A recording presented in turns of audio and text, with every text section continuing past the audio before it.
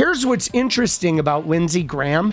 There is a little situation with the timeline where it was like, how did the medical professionals know Lindsey needed help?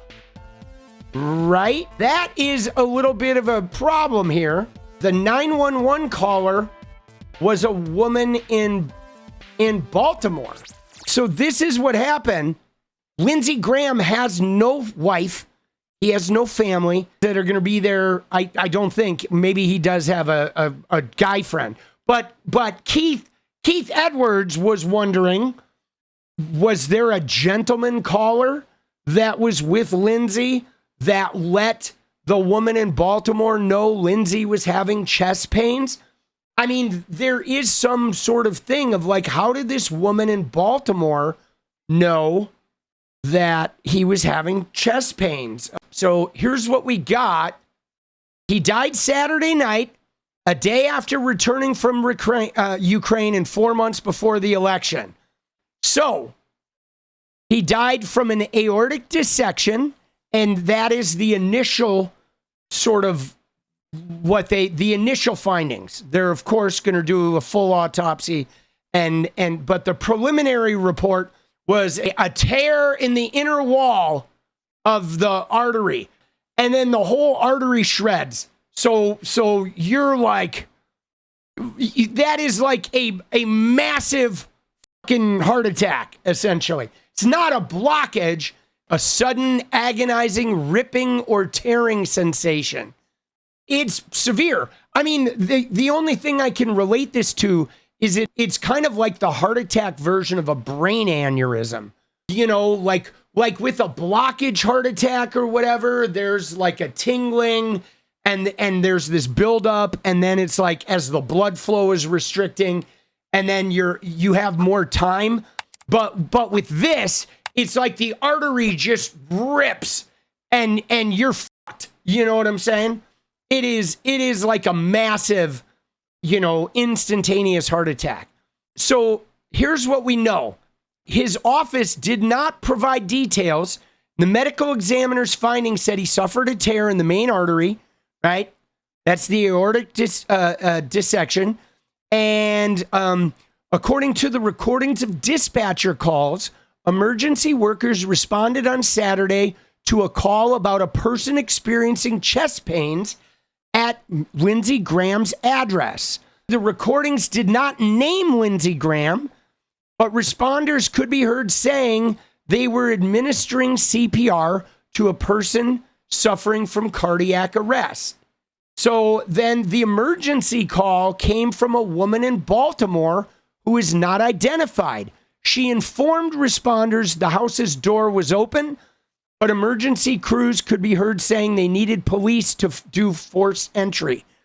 So what happened is presumably Lindsey Graham was at home and he gets hit with some sort of a chest pain, and then somehow this is an aortic dissection. So he gets hit with a massive and incapacitating cardiac event. And then someone lets a woman in Baltimore know that Lindsey needs to be fucking tended to. Whoever told her the door was open, the door was not open. They showed up and they were locked out. So then they had to wait for police. And then by the time they get in there, boom, it's over and he's done. So of course, we're waiting to find out who was the woman in Baltimore. How did she find out that Lindsey Graham was having a massive cardiac event? And then who locked the door, right? I mean, did Lindsey have a massive cardiac event? He called a woman in Baltimore and then he went over and said the door's open, and then he died before he could unlock the door? Or was he there with a boyfriend, with a suitor, with a grinder date? I mean, we don't exactly know the story behind this, but we do know that nobody knows who that woman is. That woman has yet to be identified. ALS response, medical local, intercept 7 respond for testimony, South Capitol Street, Southeast. Tech 2027. Agent 7 to communications for a call back. You have open the front door. High copy, same. I have a call back, 2032. Agent 7, bye. Agent 7, the caller says she's not in the home. She says the door is unlocked. Could you guys let me know? Deadbolt is secured. High copy. Deadbolt is secured. Communication Agent 7, the caller says, have you tried knocking at the door to see if the patient will answer? Yes, repeatedly. Communications Agent 7, the caller states that she's coming from Baltimore to get to your location. Would you like a truck to force entry MPD? We'll need MPD, we'll force entry. Copy, requested MPD 2035. Come in, Agent 7. Go ahead and start me the CPR supervisor. CPR in progress now. So, yeah, they got there and they were locked out, repeatedly knocking on the door, no entry. Then they bring the PD out, they kick the door open. He says now they're doing CPR. Dude, he was like well, obviously, if he called or texted, that would be, we'll know that would be in his phone, right? I think was he dead on scene or was he not? I'm a little confused by that. Dude, he had to be already dead, right? He did. He had to be already dead, guys.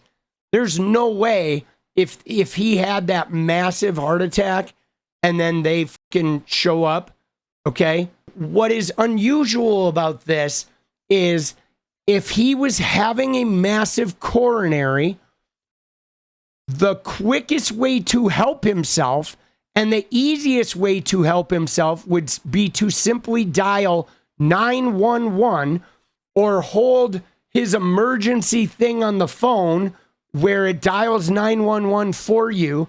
And then you just say, I'm dying. This is Lindsey Graham, Capitol Hill, kick the door in, right? But to call a woman from Baltimore or to text her and say, I am having a massive coronary event, so that woman can then call 911 and explain to you that the door is open. That doesn't make any sense, okay? That does not make any sense unless it was not Lindsey Graham who contacted the woman from Baltimore. I mean, there had to be somebody with him who was like, holy shit, Lindsey just had a fucking heart attack. He is like, something's going on. And she's like, okay, leave the door open and just like, I'll take care of it. And then the person jets out and then out of habit, they lock the door because like for me, if Jenny's out in back and she's sunbathing, she says, don't lock me out. And 9 times out of 10, I lock her out because I just automatically am used to locking the door. I'm programmed to do it. And so maybe this person, like, you know, it's Lindsey Graham's house. They never leave without locking the door. I mean, the questions are, you know, apropos because it doesn't make any sense that Lindsey would have contacted a woman to contact 911 when literally calling from the phone 911, you leave the phone on, it traces the call, they know exactly where you are. It is the fastest response time. Period. Dude. Something is rotten in Greenland, my friends. I'm telling you. Something is rotten in Greenland. See what's interesting? Here's what's interesting though, guys, is if you look at the right-wing people, right? They don't mention off the cuff that a woman from Baltimore called it in. They don't mention that. The right-wingers do. I agree with this too, dude. I want to know who the woman is who called. I want to know how she knew Lindsey Graham was having a cardiac event. I want to know who was with him. And yeah, guys, this is one of the things that's really interesting about this is looking at this versus Mitch McConnell's. Even if Mitch just had a fall, they don't know if he broke bones. They don't know if he, like, they can't rule out a cardiac event on Mitch at the scene. They're certainly going to have to do tests. So Mitch McConnell would have certainly been bagged for his breathing. They probably would have started some type of IV line or hooked him up to a heart monitor. He was unconscious. And they don't know if he's got a hurt neck. He would have been in a neck brace thing, like pulling Mitch McConnell out. But they literally just wheeled him out with nobody tending to him. He was strapped down top and bottom. Okay. He was wrapped. He didn't have an open shirt. Like normally your shirt is open if they're working on you. Mitch was fully wrapped. You couldn't even see his head. And they went in there with no sense of haste. And these guys are all like tending to him. Everybody is like surrounding him. You see he's got a fucking airbag on. Like it was very, very different than what we saw in the Mitch McConnell instance. This guy actually looks like he's being worked on with a sense of urgency. So yeah, I want to know who that woman was. Even if you're a family member, a friend, or a staffer, how did someone 40 minutes away in Baltimore know Lindsey was having this massive cardiac event? Because, guys, I think if he had that aortic dissection, I think he was like, when that thing hit, I don't think he was even capable of like contacting someone on the phone.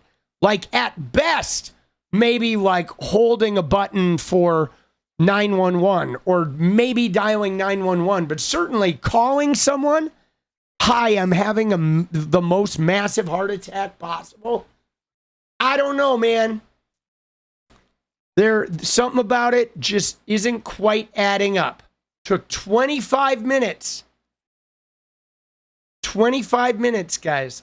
One of the things that I want to point out about Lindsey that I thought was interesting was how, again, tying into that post-reality world we're living in, all of the right-wingers are like firmly in the conspiracy place, okay? I mean, they've been bred for a decade or more. You know, the 𝗙cie𝗶𝗆𝗆 pizza basement, you know, Hillary Clinton killing people and whatever. And of course, it was all around Epstein Island until Epstein had Trump's name in it a whole bunch. Then they're like, all right, we don't want to talk about Epstein anymore. Have you noticed how none of them talk about Epstein anymore, guys? Not one. None of them. They all had the binders. But once Trump's name was in everything and Elon was like, when do you have the wildest parties? They're like done, dude. They're done. No more. No more about that. Okay? Now, what's crazy about this is they can't not conspiracy. Okay? They can't not do it. And in particular, it's been blowing up about Lindsey Graham.